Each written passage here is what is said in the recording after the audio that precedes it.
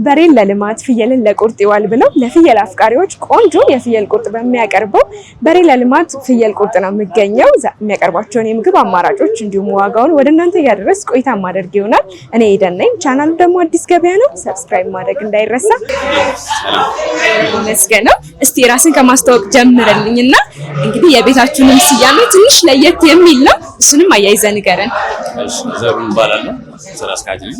የዚህ በሬ ለልማት እና በሬ ለልማት የተባለበት ምክንያቱ አንደኛ የበሬ ስጋ አይበላም ነው። በሬ ለእርሻ ነው እንጂ ፍየል ስጋ ነው በነገራችን ላይ የሚበላው። ፍየል ስጋ ደግሞ ለጤና ነው። ስለዚህ በሬ ስጋ ሲበላ አንዳንድ ነገሮች ስለሚከሰት ያው በሬ ስጋ አይመከርም ተብሎ ነው በጤና ጉዳይ በተነሳ ለዛ። ስለዚህ በሬ ለልማት ፍየልን ለቁርጥ ማለት ነው። ለዛ ነው ተባለው። መልካም። እሺ ወደ በሬ ለልማት ቁርጥ ሲመጡ ምን አገልግሎቶችን ያገኛሉ?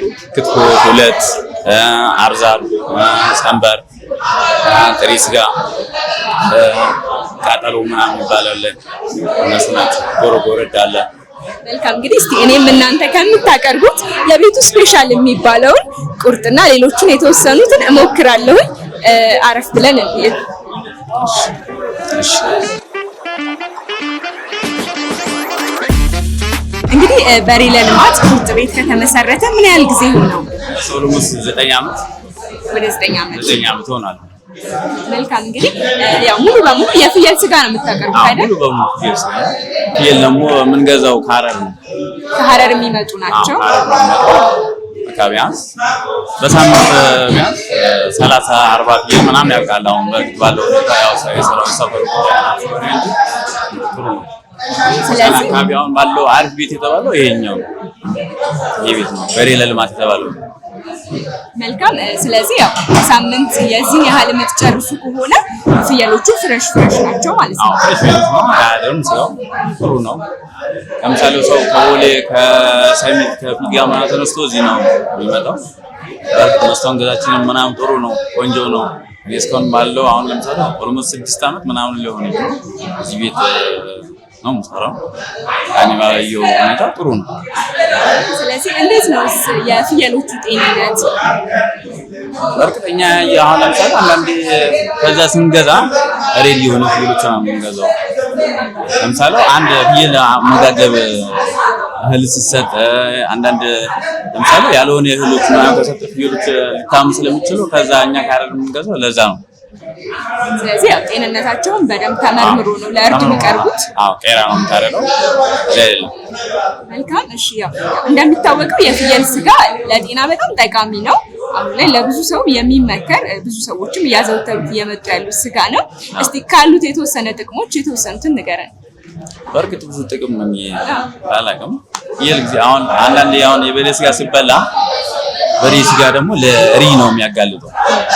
የፍየል ስጋ ምንም አንደኛ ለጤንነታችን ሪ የለም። ለምሳሌ የተለያየ ኮንስትሮል አንተን እሱ የለም። ፍየል ያገኝ አንጻራዊ ከበሬ ከበግ አንጻር ስብነቱን ስለሚቀንስ ለጤና ይመከራል። መልካም። እንግዲህ በአጠቃላይ በሬ ለልማት ቁርጥ ቤት ውስጥ ምን አገልግሎቶች ይሰጣሉ? ከመጠጥ ጭምር ነው ወይ?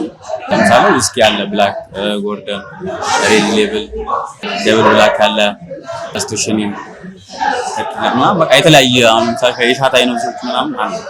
አዋሽ አለ ተክሽኖ ከጥሬው ስጋ ጋር የሚቀርብ አዋሽ ተክሽኖ አለ፣ ጉደር አለ፣ ከሚላ አለ፣ ካሽ አለ፣ የተለያዩ መጠጦች አሉ። ስጋም መጠጥም አንድ ላይ አለ። አንድ ላይ እንግዲህ ስገባም እያየሁት ነበረ። ጥሬው ስጋው በጣም ነው የሚያምረው። የፍየል ጥሬ ከየት ነው የሚቆረጠው? የፍየል ስጋ ጥሬ የምንቆርጠው አሁን ለምሳሌ ይሄኛው ስጋ ይሄ ታላቅ ስጋ ይባላል። ይሄ አሁን ምርጥ ስጋ የሚባለው ይሄ ነው። ይሄ ነው። በእርግጥ ያው ቀምሰሽ ታያለሽ። ጣዕሙን ቀምሼ አየዋለሁ። ከዛ ባሻገር ምን ቦታ ነው ለጥሬ አሁን የሚቆረጠው? ከፍየል ከፍሪምባ፣ ከድርብ ስጋ፣ ከሽንጥ ይሄ ዳዊት ስጋ ነው የሚባለው። ሰው ብዙ ጊዜ የሚመረጠው ደግሞ ይሄኛው ስጋ ነው። ጮማም ለሚወድ ማለት ነው። የዳዊት ስጋ ነው ጮማ የሚወድ። እዚች ደግሞ ቀይ ስጋዋ ምንድናት ያልከኝ? ይሄ ዳይ ስጋ ነው። አሁን የቆረኳት የዳይ ስጋ ነው የምትባለው። ቀምሻት ደግሞ ጣዕሙን እንመሰክራለሁ። ቆንጆ ለስለስ ያለ ስጋ ነው። እንግዲህ የስጋው ጣዕም እንደቀመስኩት ቆንጆ ልስልስ ያለ ነው። ቆንጆ ጣዕም አለው። ከሱ ውጭ እስቲ እዚህ ጋር ያሉትን ሌሎቹን የተወሰነ ንገረን። የቤቱ ስፔሻል ክትፎ የሚባለው ከፍየል ብቻ ነው የሚሰራው። ቀይ ስጋ ብቻ ነው የሚሰራው። በቃ ሰው ከየትም መጥቶ የሚመገበው በብዛት እኛ ጋር የፍየል ክትፎ ብሎ ታዋቂ ነው። በቃ በሌላ ልማት ፍየል ክትፎ የሚባለው ይሄ ነው። ታዋቂ ነው። የቤቱ ስፔሻል ነው። የቤቱ ስፔሻል ነው። እኔን በበኩሌ በርግጥ የፍየል ክትፎ ቀምሼ አላውቅም። እስቲ ዛሬ እንግዲህ ይሄን ቀምሼው። ኦኬ፣ ይሄ ኖር ስፔሻል የሚባለው ነው።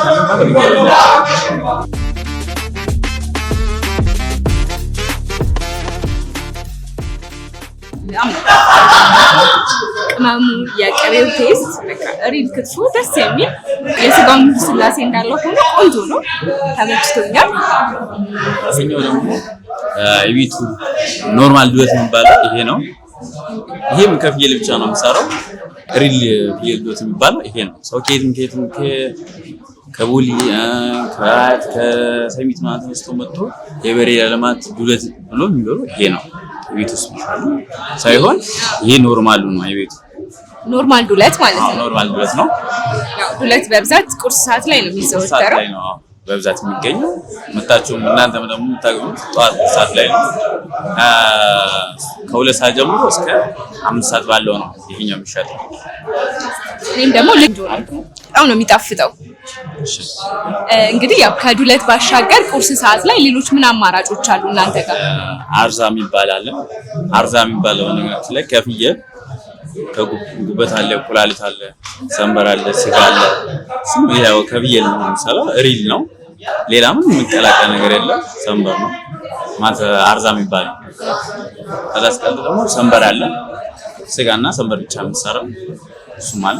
ጠዋት ላይ የሚገኙ ቁርስ ምግቦች እነኚህ ናቸው። ይሄ ምሳ ሰዓት ላይ ጎድኑ ጥሬው ምናምን የሚበላው ምሳ ሰዓት ላይ ነው ብዙ ጊዜ የሚበላው። ከ7 ሰዓት ጀምሮ የሚሸጠው ማለኛ ጋር። ወደ ሸክላው እመለሳለሁ፣ ግን እስቲ የእያንዳንዳቸውን ዋጋ ከዱለት ጀምሮ ንገረኝ። ይሄኛ ጋር 1600 ብር ክትፎ ማለት ነው። 1600 ብር። ይሄኛው ደግሞ 500 ብር የዱለት ነው። የፍየል ዱለት ስለሆነ 500 ብር። እንግዲህ አንድ ሰው 1 ኪሎ ጥሬ ስጋ ማዘዝ ቢፈልግ ዋጋው ምን ያህል ነው? 1 ኪሎ ስጋ 3200 ብር። በሸክላ ሲሆን ሸክላውም 1 ኪሎ ሸክላ ከሆነ 3200 ብር። ተመሳሳይ ነው ማለት ነው። ተመሳሳይ ነው። መልካም። እንግዲህ እዚህ ጋር ያልቀረቡት ቀደም ብለህ የነገርከኝ የቁርስ አርዛና ሰንበርስ እነሱስ ዋጋቸው ምን ያህል ነው? 500 ብር። የእነሱ መዘሳኝ ተመሳሳይ 500 ብር። መልካም። እስቲ ሻውን ደግሞ ሸክላውን በተወሰነ ልቅመሰው።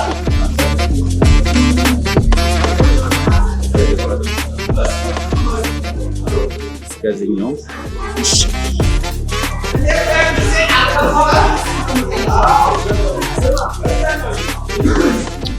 በጣም ነው ደስ የሚለው። ከሽ የሚል ግን ልስልስ ያለ ቆንጆ በጣም ነው የሚጣፍጠው። ቆንጆ ነው። እኔ በበኩሌ ሁሉንም የቀመስኳቸውን ወድጃቸዋለሁ። ጥሩ አቅርቦት ነው። ስጋውም ቆንጆ ነው። ከዚህ በተጨማሪ ደግሞ ያው የመጠጥ አገልግሎትም እንሰጣለን ብለኸኛል። ያው ሰው ደግሞ ስጋ ነገር ጥሬ በልቶ የተወሰነ መጠጣት ይፈልጋልና እስቲ የእነሱንም ዋጋ በተወሰነ ንገረኝ። ለምሳሌ ከጥሬ ስጋ ጋር ብዙ ሰው ለምሳሌ ከተለያየ ቦታ ላይ መጥቶ እኔ ብዙ ጊዜ ከጥሬ ስጋ ጋር የሚጠጡ አዋሽ ተክሽኑ ይባላል። አዋሽ ተክሽኑ ከጥሬ ስጋ ጋር የሚጠጣው ለምሳሌ ይሄ ከዚህ ጋርም እዚህ በልቶ አሁን ለምሳሌ ጎሪን ነው። ጎሪን በልቶ ሰው ብዙ ጊዜ የሚጠቀመው ከሚላት አዋሽ ተክሽኑ ምናምን ነው። ደግሞ ይሄኛውን ሲበሉ ጎርደን፣ ብላክ፣ ጎልድ ሌብል እና ሬድ ሌብል ምናምን ነው ብዙ ጊዜ ከዚህ ጋር ሰው የሚጠቀመው ማለት ነው። መልካም። እሺ የአዋሽ ተከሽኖ ዋጋ ምን ያህል ነው እናንተ ጋር? አዋሽ ተከሽኖ እኛ ጋር 800 ነው። ውስኪስ ምን ያህል ነው? ከስንት ጀምሮስ ይገኛል? ከ12 ጀምሮ 12000 ነው። ጎልድ ሌብል 18000 ጎልድ ሌብል 18000 ነው። መልካም እንግዲህ አንዳንድ ጊዜ ምግቡ ጣፍጦ ጥሩ የሆነ መስተንግዶ ከስተመር ሰርቪስ ከሌለ ደንበኛው ቅሬታ ያስነሳልና እናንተ ጋር እንዴት ነው ከስተመር ሰርቪስ ላይ? እኛ ጋር አሁን ብዙ ጊዜ በርግጥ ማናጅ የሚያደርገው እኔ ነኝ። የተለያዩ ኮምፕሌን ሲያቀርብ አሁን ለምሳሌ ካልተመቸኝ ይሄ አልተመቸኝም ያለ ሰው ካለ እንቀይራለን። ጥሬም ከሆነ አሁን ለምሳሌ ጮማ በዛ ይሄ ጎድን የለም ወይ ምናምን ካለ ራሴ እቀይራለሁ። እኔም ከሌለው ደግሞ ባለቤቱም አለ። ጥሬውን ከውጭ ሲገቡ ልክ እንደኔ አይተው የሚፈልጉትን አዘው ነው የሚገቡት። ስጋ ቤት ላይ አዘው ነው የሚገቡት። እዛ አዘው ነው የሚገቡት። የሚፈልጉ የራሳቸው ፍላጎታቸውን እዛው ነው የሚያዙት። ለወይተሮች ሳይሆን እዛ ነው የሚያዙት። ከሚፈልጉት ያስቆርጣሉ ማለት ነው። ቆመው እዛው ከሚፈልጉት ነው የሚያስቆርጡት። ስለዚህ ያው በአጠቃላይ ጥሩ ከስተመር ሰርቪስ አላችሁ። መልካም እንግዲህ እኔ እዚህ ጋር ያሉትን ሁሉንም ምግቦች ቀምሻቸዋለሁ። ጣዕማቸው በጣም ቆንጆ ነው። ከነዚህ እዚህ ጋር ካሉት ባሻገር ደግሞ ሌሎች ምንም ጋዝ ላይት ሌላ አማራጭ አለ? አዎ ጋዝ ላይት አለ። ለምሳሌ የምጣድ ጥብስ ምናምን የሚባሉ አሉ። የምጣድ ጥብስ አሁን ለምሳሌ በስላሽ ተቀፎ ምናምን በምጣድ ተጠብሶ በሳህን ነው። ጋዝ ላይት የሚባለው ደግሞ ጋዝ ላይት በደቃቁም በስላሽም አለ። እንደየምርጫው ሰው ማለት ነው። አሁን ለምሳሌ በፍላጎታቸው ስለሚያዝ ደቀቅ ይበልካል፣ ደቀቅ ያለ ስላሽ ኮኒ ስላሽ እሱ ነው። ስለዚህ የእሱ ዋጋ ምን ያለው ተመሳሳይ ነው? የፍየል ስለሆነ ሁሉም ተመሳሳይ ነው ዋጋቸው። ምጣድ ጥብሱ ይጨምራል፣ ጨመር ያደርጋል። መልካም እንግዲህ ምን ያህል ሰው ያስተናግዳል ቤታችሁ? አንድ 100 የቪአይፒስ ምናልባት ገንጠል ብሎ ለብቻው ጊዜ ማሳለፍ ለሚፈልግ ሰው የቪአይፒ ቦታ አላችሁ? አለን። መልካም እንግዲህ የቪአይፒ ቡና ኖርማል እዚህ ሆኖ ሲያዙ የዋጋ ልዩነት አለው? አለው። ምን ያህል ነው ቪአይፒ ላይ? ውጭ ላይ ኖርማሉ 3200 ነው 1 ኪሎ ጥሬ ስጋ። የሸክላውም 1 ኪሎ ሸክላ 3200። ቪአይፒ ሲሆን ደግሞ 3400 ሰው የ200 ጨምሮ ሞክሪው። አሪፍ ነው። ቁጮቹ በጣም ነው የሚያምረው። ጉራጌ ነው በርግጥ ከዛ ነው የሚመጣው። ከዛ ነው የምናስመጣው። በተለይ ከየት ሰዎች ተነስተው የሚመጣው ለዚህ አሁን ሰው በዚህ ቆጮ ነው ሁሌ ክትፎ የሚያዝዘው። እኔ ምርጫዬ ብዙ ጊዜ አሁን ይሄ ደግሞ ጥቁር እንጀራ ነው። አሪፍ ነው። ብዙ ጊዜ ሰዎች የሚበሉ በዚህ ነው እና ክትፎአችን ነው ሙክሪስ አሪፍ ነው። እኔም ክትፎ በቆጮ ነው ምርጫዬ። በተለይ ይሄኛው ቆንጆ በጣም ያፍላል። አሪፍ ቆንጆ ነው በጣም። ብዙ ጊዜ ዳቦ የሚፈልግ ሰዎች በዳቦ እንደየሰው ፍላጎት በቆጮ ሰው ካለ በቆጮ ብቻ ነው ክትፎ ራሱ ነው። በጥቁር እንጀራ ካለ በጥቁር እንጀራ ነው። በዳቦም ካለ በዳቦ ነው የሚወጣው። በቃ በሰው ምርጫ ነው። እንደሰው ምርጫ እንደሰው ሀሳብ ነው። ከዛኛ ይሄ ደግሞ በሁለት አይነት ነው። በዳቦም ከፈለገ ይወጣል። በቀይ እንጀራም ከፈለገ፣ በነጭ እንጀራም ከፈለገ ሁለት አይነት ያደርጉት። ለዛ አውቄ ነው አለ ሰው ግን እንደፈላጎቱ አማርጦ እንዲበላ ለዛ ነው። ለታችን በጣም የሚጣፍጠው ቀደም ብዬ ቀምሼዋለሁ። በጣም ቆንጆ ነው። ሸክላውንም የተወሰነ ሞክሬዋለሁ። በጣም ነው የሚጣፍጠው። እንዳልከኝ ከሀረር የሚመጡ ናቸው ፍየሎቹ። መጠኛ ጋር ለምሳሌ በሳምንት ብዙ ፍየል ይገባል። ሳምንት አይቶ ነው የሚመጣው። በርግጥ እኔ በራሴ በጣም ተማመናለሁ። የቤታችን ፍየል አሁን ሲገባ ራሴ በደንብ አውቃለሁ። በጣም ነው የሚተማመነው። እኔ ራሴ ሲገባ ያየሁት ነበረ። የተሰቀለው ፍየል በጣም ነው የሚያማምሩ፣ ያጓጓሉ። ከዛም ላይ ያው ጥሬውን ቀምሼዋለሁ። ቆንጆ ጣዕም ነው ያለው። ሁሉም ጥሩ ነው። ሌላ ቀን እንደምታችሁ እንዳታዩ። መልካም። ከቪአይፒ ሩም ባሻገር ሰዎች ብራይዳል ለማክበር ለልደት ወይም እንዲህ ተሰባስበው ለማክበር ለዛ የሚሆን ቦታ አላችሁ? አለ። ቢያንስ አንደኛው ፓርት ይዘዋለን ይሆናላችሁ ማለት ነው። ስንት ሰው ይዛል? አንደኛው ፓርት ቢያንስ ከ80 ሰው እና ስለዚህ እስከ 80 ሰው ፕሮግራም ያለባቸው ሰዎች እናንተ ጋር መጥተው ፕሮግራማቸውን ማድረግ ይችላሉ ማለት ነው። መልካም እንግዲህ ብዙ ጊዜ ቁርጥ ቤት ላይ የፓርኪንግ ችግር ይነሳልና በቂ የሆነ መኪና ማቆሚያ ያሳላችሁ በሬ ለልማት ሲመጣ? አለ። አሁን ካለንበት ሌላ ብራንች አላችሁ? አለ 02 የሚባል ከዲላይት ሆቴል 50 ሜትር ከፍ ብሎ አለ። ስለዚህ እዛም ያገኟቸዋል ማለት ነው። አዎ መልካም እንግዲህ ወደ እናንተ መጥተው እነዚህን ቆንጆ የፍየል ስጋ መመገብ ለሚፈልጉ አሁን ያለንበት አድራሻ የት ነው? ወሰን ግሮሰሪ ወሰን ግሮሰሪ በሬ ለልማት በሚለው ይገኛል። ሁለተኛ ቅርንጫፋችን 02 ከዲላይት ሆቴል ከፍ ብሎ 50 ሜትር ከፍ ብሎ በስተግራ በኩል። መልካም እንግዲህ ምናልባት ቤታቸው ሆነው የፍየል ስጋ ማዘዝ ለሚፈልጉ ጥሬም ይሆናል ሸክላም ክትፎንም ሁሉንም አገልግሎት የዴሊቨሪ አገልግሎት ትሰጣላችሁ? እንሰጣለን። ባሉበት ሆነው ማዘዝ ይችላል። መልካም ጊዜን ስለሰጠኝ ከልብ አመሰግናለሁ። እኔ ሁሉንም ምግቦች ወድጃቸዋለሁ። ጥሩ ጣዕም ነው ያላቸው። ተመልካቾቼ መጥተው እንዲሞክሩ መልእክቴ ነው። ስለነበረን ጊዜ አመሰግናለሁ። ሰላም ሁኑ።